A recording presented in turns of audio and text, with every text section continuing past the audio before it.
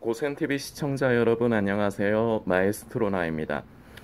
우리가 삶을 살아가면서 항상 고민이 되는 게 나의 죄, 나의 허물로 인해서 우리는 하나님 앞에 죄송스럽고 참 이것이 고민이 되고 그리고 더 나아가서는 우리를 괴롭게 합니다.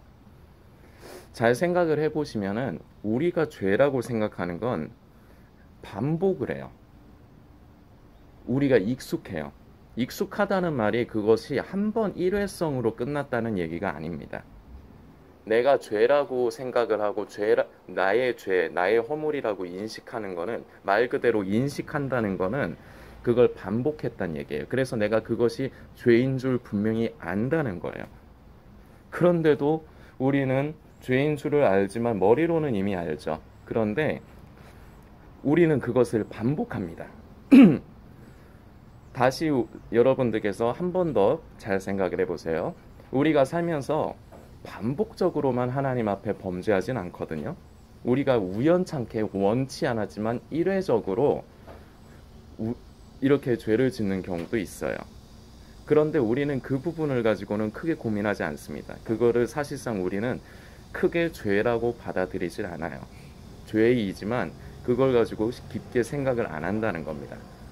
우리가 죄라고 인식하는 것은 다시 말씀드리지만 내가 반복하는 것, 그래서 내가 익숙해서 그것이 죄인 줄 분명히 인식하는 것, 요것을 우리는 죄라고 생각을 하고, 그리고 이것이 말씀드린 대로 반복되기 때문에, 내가 원치는 않지만 반복되기 때문에 우리는 이것 때문에 참 많이 괴롭습니다. 결국은 우리는 그렇기 때문에 이것을 반복을 해요. 죄를 지으면은 우리 양심에 찔림이 있습니다. 성령님께서 깨닫게 하시는 거죠. 그것이 죄란다. 너는 그것을 멀리해야 된단다.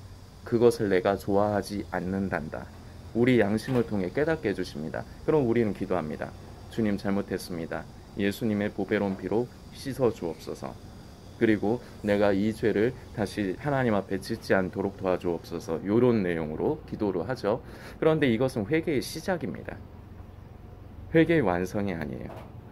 회개는 회개의 열매까지가 맺어져야 그것이 진정한 회개입니다. 그런데 대부분 그런데 이것도 감사해야 됩니다. 죄를 죄인 것으로 인지하게 하신 것이 하나님의 은혜입니다. 죄인 줄도 모르면은 그것이 죄인 줄도 모르면 우리 안에 그 양심의 가책 또한 없겠죠. 율법의 존재의 이유가 바로 여기에 있습니다. 존재의 이유가 몇 가지가 있는데 그 중에 하나가 죄가 죄인 줄 알도록 이제 죄가 죄인 줄 알도록 기준을 잡아준 거예요. 그래서 이것은 하나님 앞에 범죄, 이것은 하나님 앞에 범죄가 아닌 것, 요런 쉽게 얘기해서 이런 식으로 알도록 무엇은 죄고 무엇은 죄가 아니고 이런 것을 구별할 수 있도록 기준을 잡아주는 역할 중에 하나가 바로 율법이 가지고 있는 역할입니다. 이것만 율법의 역할은 아닌데 일단 오늘의 주제로서는 이 부분만 먼저 좀 말씀을 드리는 거예요.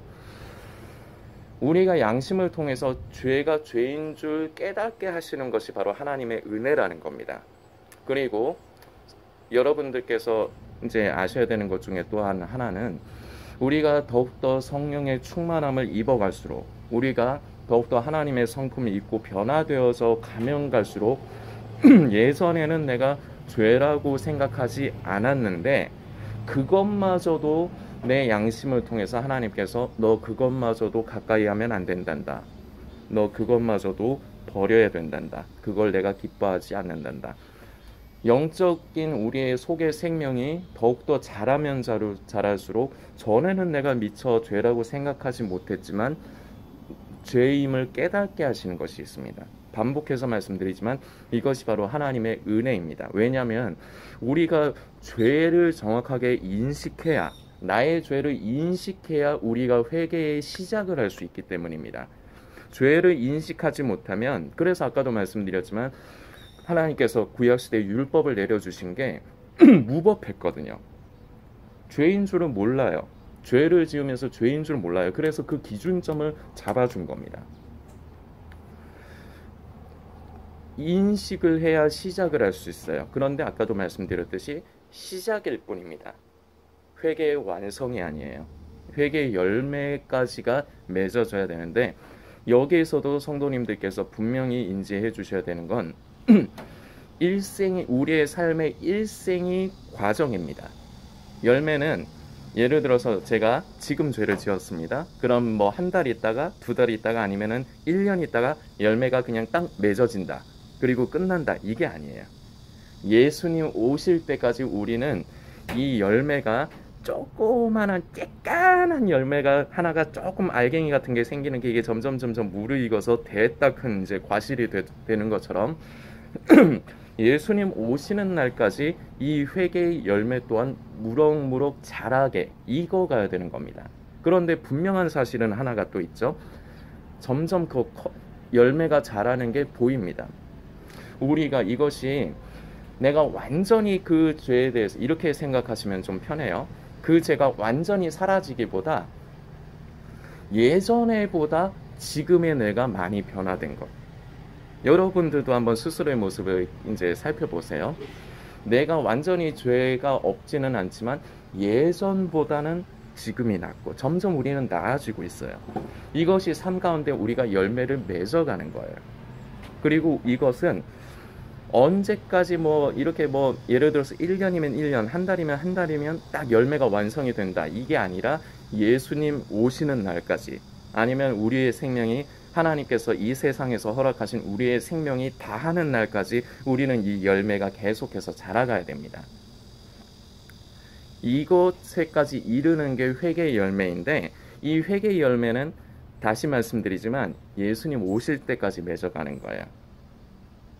우리가 삶을 살다 보면은 우리가 죄를 인식하고 우리가 성령님을 의지하면서 우리가 그 죄와 싸웁니다. 바람직합니다. 그리고 사도 바울 또한 죄와 싸우되 너희가 피 흘리기까지 싸우지는 않는구나, 염려합니다. 우려합니다. 이 말인즉슨 피 흘리기까지 싸우라는 얘기예요. 왜 피 흘리기까지 싸워야 하느냐? 죄는 만만한 게 아닙니다. 우리가 바르게 인식해야 되는 것 중에 하나가, 죄를 너무, 어떤 면에서는 죄를 너무 쉽게 생각을 해요. 죄는, 이것 또한 예수님 오시는 날까지 끝까지 우리를 쫓아다닙니다. 우리 안에 죄성이 사라지지 않아요. 그래서 우리가 성령 안에 거하고 늘 성령님 안에 거하고 우리가 성령님을 의지하지 않으면 순간적으로 우리가 육으로서 반응하면 언제든지 우리는 그 죄에 다시 넘어질 수 있는 겁니다. 그래서 회개의 열매 또한 주님 오시는 날까지, 예수님 만나 뵙는 날까지, 아니면 내 생명이 이 땅에서 다하는 날까지 계속해서 맺어져 가야 한다는, 전에 제가 한 번씩 고센TV를 통해서 믿음은 일회적인 게 아니다, 다 된 게 아니다, 믿음은 지속적인 것이다, 이것에 대해서 말씀을 드렸는데, 이 회개의 열매 또한 마찬가지예요. 그런데 성도님들이 많이 낙심을 합니다. 변화되지 않는 나의 모습 때문에, 여전히 반복해서 죄를 짓는 나의 모습 때문에 실망합니다. 실망하지 마십시오. 과정입니다. 아직 조금 때가 덜 된 것뿐이에요. 시간이 필요합니다. 우리가 하나님의 사람으로 변화되어져 가고 우리의 성품이 변화되어져 가는 것, 우리가 삶 가운데 성령의 열매, 회개의 열매를 맺는 것도 시간이 필요합니다. 하루아침에 절대 되지 않아요. 그리고 이 시간이 내가 생각한 것보다는, 보통 제가 저 자신도 이렇게 들여다봤을 적에, 그리고 성도님들의 얘기를 들어봤을 적에, 이게 내가 생각하는 것보다 한참 길어요. 오래 걸려요. 쉽지가 않아요. 그래서 일생의 과정이에요. 결코 낙담하지 마십시오. 내가 죄를 인식하고 그 죄를 짓고 싶지 않은데 자꾸 반복해서, 죄는 누가 시키지 않아도 내가 짓게 돼 있어요. 왜냐하면 그게 나한테는 좋거든요. 내 육신 속에 있는 죄성이 그걸 좋아하기 때문에, 죄를 짓는 거는 누가 가르치지 않아도 숨 쉬는 것만큼 우리한테 쉬워요. 숨 쉬는 게 어렵지 않잖아요. 숨 쉬는 건 너무 자연스럽고 당연한 거잖아요. 누가 가르쳐 준 거 아니잖아요. 그런데 죄가 마치 이렇다는 거죠. 죄를 짓는 거는 너무 쉬워요. 그걸 내가 좋아하기 때문이에요. 그런데 우리는 성령님을 의지하면서 끝까지 이 죄와 싸우고 결국은 우리가 이 회개의 열매까지 이르러야 되는데, 대부분 자꾸 반복되는 나의 죄에 넘어지고, 그리고 왜 내 삶 가운데는 왜 회개의 열매가 맺어져 가지 않는가, 여기에 대해서 고민을 많이들 하십니다. 말씀을 우리가 함께 살피면서 이제 진행을 하려고 하는데요. 누가복음 3장의 말씀입니다. 누가복음 3장 7절부터 여러분들도 여러분의 성경을 꼭 찾으셔서 읽고 영상의 내용을 생각하시면서 더 스스로에게 적용하시면서 묵상해 주시길 부탁드리겠습니다. 누가복음 3장 7절부터 요한이 세례받으러 나오는 무리에게 이르되 독사의 자식들아, 누가 너희를 가르쳐 장차 올 진노를 피하라 하더냐. 그러므로 회개에 합당한 열매를 맺고 속으로 아브라함이 우리 조상이라 말하지 말라. 내가 너희에게 이르노니 하나님이 능히 이 돌들로도 아브라함의 자손이 되게 하시리라. 이미 도끼가 나무 뿌리에 놓였으니 좋은 열매 맺지 아니하는 나무마다 찍혀 불에 던지우리라. 무리가 물어 가로되 그러면 우리가 무엇을 하리이까? 대답하여 가로되 옷 두 벌이 있는 자는 옷 없는 자에게 나눠줄 것이요 먹을 것이 있는 자도 그렇게 할 것이라 하고, 세리들도 세례를 받고자 와서 가로되 선생이여 우리는 무엇을 하리이까 하매 가로되 정한 새 외에는 능징치 말라 하고, 군병들도 물어 가로되 우리는 무엇을 하리이까 하매 가로되 사람에게 강포하지 말며 무소하지 말고 받는 요를 족한 줄로 알라 하니라. 아멘. 15절까지 말씀입니다. 앞부분부터 하나하나 살펴야 되는데, 먼저 8절에 보면 회개에 합당한 열매를 맺고 이렇게 기록이 되어 있죠. 열매가 중요합니다. 그런데 그리스도인들이 여기서 조금 더 깊이 있게 생각해야 됩니다. 열매가 중요한데 열매 이전에 우리가 생각을 해야 될 게 있어요. 바로 뒤에, 그래서 이 부분이 성경에 기록이 된 겁니다. 9절에 보면 이미 도끼가 나무 뿌리에 놓였으니 나무가 나옵니다. 왜 우리의 삶에, 나의 삶에 회개의 열매가 맺어져 가지 않는가? 나는 왜 자꾸 죄를 반복하는가? 나는 이걸 원치 않는데 자꾸 열매를 자꾸 주시하고 관심을 하게 되는데, 열매는 증거예요. 그러니까 내가 하나님의 사람으로 하나님의 성품을 입어가는 것에 대한 증거물로 자연스럽게 나타나는 게 열매입니다. 그런데 우리는 너무 내 삶의 열매가 있다 없다를 관심하다 보면 더 본질적인 부분을 놓치기가 쉽습니다. 본질은 나무예요. 나무를 보면 뿌리가 있고 몸통이 있고 가지가 있습니다.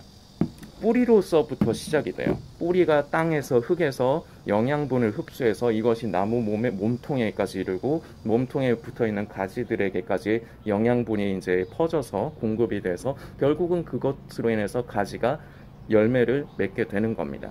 조그만한 쬐깐한 열매, 똥골빼기 같은 거, 그런 것부터 시작을 해서, 그리고 계속해서 영향을 받으면서 그 열매는 계속해서 무럭무럭 자라죠. 열매가 중요한데 이 열매를 위해서 우리가 먼저 주시해야 되는 건 나무입니다. 이 나무가 과연 좋은 나무냐? 내가 어떠한 상태인가를 먼저 봐야 됩니다. 나는 과연 좋은 나무인가? 내가 좋은 나무인가 나쁜 나무인가? 이것을 알 수 있는 방법이 바로 열매죠. 내가 자꾸 삶 가운데 나쁜 열매를 맺고 있다. 그럼 나는 나쁜 겁니다. 내가 삶을 살아가면서 점점 성령을 따라 살고 성령님의 인도하심에 순종하며 살면서 하나님의 성품을 입어가며 변화되어져 가는 그러한 사람이냐면, 나의 삶 가운데 열매가 좋은 열매, 내가 좋은 나무이기 때문에 좋은 열매가 맺어져 가기 시작합니다. 그리고 이 좋은 열매를 주님 오시는 그날까지 우리는 계속해서 자라게 해야 돼요. 열매는 계속해서 자라가야 됩니다. 내가 중요해요. 열매 이전에 본질은 내가 좋은 나무라서 좋은 열매를 맺느냐, 내가 나쁜 나무라서 나쁜 열매를 맺느냐, 여기에 본질적인 문제가 있습니다. 좋은 나무는 나무가 좋기 때문에 절대 나쁜 열매를 맺을 수 없어요. 이것을 조금 다른 표현으로 쓰겠습니다.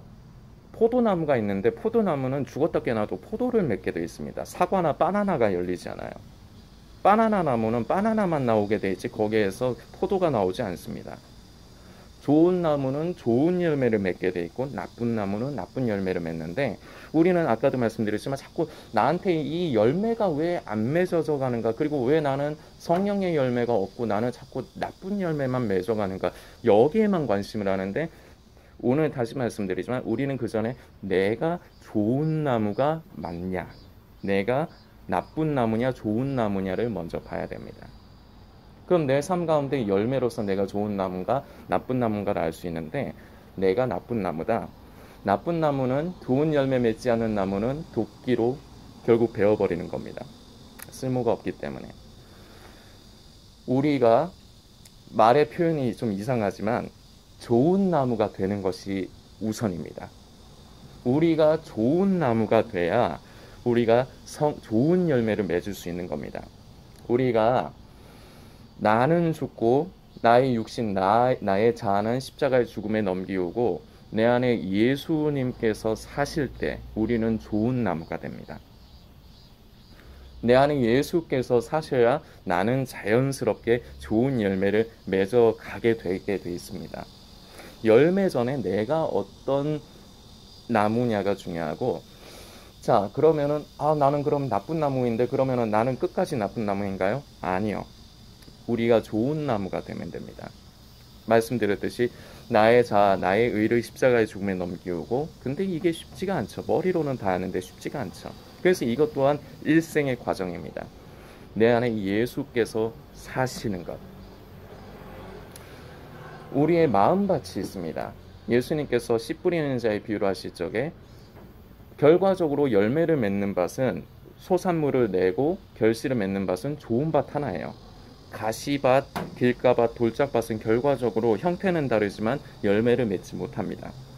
자, 그럼 밭이 이러면은, 내가 밭이 이래서 열매를 맺지 못하면은 그럼 뭐 어떻게 하면 되느냐? 답은 나와 있어요. 밭을 갈아 엎으면 돼요. 밭을 기경을 하면 됩니다. 새로 돌 골라내고 뭐 쓰자대기는 거 뽑아내고 거름 주고 해서 땅을 비옥하게 만들면 됩니다. 그래서 우리의 마음밭이 옥토밭이 돼야 돼요. 그래야지 열매를 맺을 수가 있는 겁니다. 우리의 마음밭, 늘 성령님을 근심하고 우리가 나의 자아와 의를 십자가의 죽음에 넘기기보다 하나님을 사랑하기 때문에 내가 나를 죽음에 넘기고 내 안에 예수께서 사시게 하기보다 우리는 그냥 내가 하고 싶은 대로 하는 것에 익숙해요. 내 마음대로 살아요. 신앙마저도 그래요. 내가 생각하기에 옳은 것, 내가 생각하기에 이러면 맞다. 기준을 하나님과 하나님의 약속의 말씀의 기준을 둬야 되는데, 말씀을 내 임의로 원하는 부분만 부분적으로 떼어내서 그것을 나만의 신앙으로 만들어버리고 이것이 굳어집니다. 이렇게 되면 나는 나쁜 나무가 됩니다.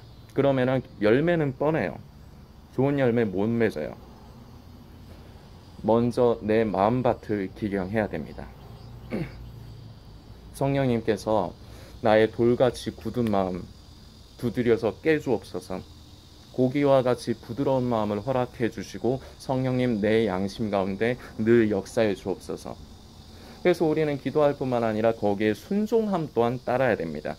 그냥 우리가 아멘 기도 요것만으로 하나님의 역사는 일어나지 않아요. 성령님께서 우리 양심 가운데 깨닫게 하실 적에 우리는 거기에 반응하고 순종할 때, 그때 하나님의 역사와 우리의 선한 마음의 의지가 합쳐질 때 이때 역사가 일어납니다. 이것은 불변의 법칙이에요. 가만히 있는데 하나님께서 그냥 팍 역사를 해주신다, 그렇지 않습니다. 우리의 마음밭이 중요합니다. 내가 좋은 나무냐 나쁜 나무냐가 중요합니다. 우리가 예수님으로 말미암아 성령의 충만함을 입고 성령을 따라 살 때 우리는 좋은 나무가 되고, 우리가 좋은 나무가 돼야 좋은 나무가 되면 열매는 자연스럽게 맺어가는 거예요. 그런데 자꾸 우리는 열매가 있냐 없냐만 관심하지, 내가 좋은 나무냐, 열매를 맺어가 좋은 열매를 맺는 나무냐, 우리 자신을 더 들여다보고 내가 좋은 나무가 아니라면 주여 나도 좋은 나무가 되고 싶습니다. 나도 좋은 열매, 성령의 열매, 회개의 열매를 맺고 싶습니다. 그러나 이것이 내가 할 수 있는 게 아닙니다. 성령님 나를 도와주옵소서. 성령님을 의지하면서 나를 날마다 십자가의 죽음에 넘길 때 우리는 좋은 나무, 그리고 마음밭으로 치면 옥토밭이 돼가면서, 그렇게 되면은 우리가 좋은 나무가 되고 우리의 마음밭이 옥토밭이 되면 열매는 안 봐도 돼요. 그냥 자연스럽게 좋은 열매가 나오게 돼 있어요. 이 부분을 우리가 꼭 잊지 말아야 되겠습니다. 그리고 일생의 과정이라는 것, 회개의 열매 또한 일생의 과정이라는 것을 여러분들께서 꼭 기억하시고, 지금까지 자꾸 반복되는 죄 때문에 내가 넘어졌다 할지라도 실망하지 마십시오. 우리 하나님께서는 우리의 어떤 면에서는 그런 것조차도 기뻐하십니다. 죄에 대해서 애통한 마음을 가지고 나의 부족함을 가지고 방종하지 않고 하나님 앞에 죄송스러워하면서, 이것이 바로 시편 기자가 기록한 우리의 하나님께서 기뻐 받으시는 그 제사가 바로 우리의 상한 심령이다. 나는 하나님을 기쁘시게 하고 싶은데, 나는 회개의 열매 맺고 좋은 열매 맺고 싶은데 내 삶은 그렇지 못해. 이것으로 인해서 애통한 우리의 마음, 이것을 하나님께서 기뻐 받아주시는 거고, 그냥 우리가 주님 오시는 날까지 회개의 열매, 성령의 열매를 삶 가운데 맺어가는 과정 중에 하나인 것뿐이지 지금이 끝난 게 아니에요.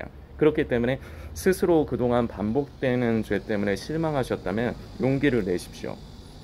사탄이 그것마저도 속이고 있는 겁니다. 다음 편 영상으로 계속 이어갈 겁니다. 이번 영상과 다음 편은 조금 그 구원과 죄의 본질적인 면을 조금 더 많이 나눌 거예요. 절대 사탄에게 속으면 안 된다. 다음 편에도 이제 말씀드릴 겁니다.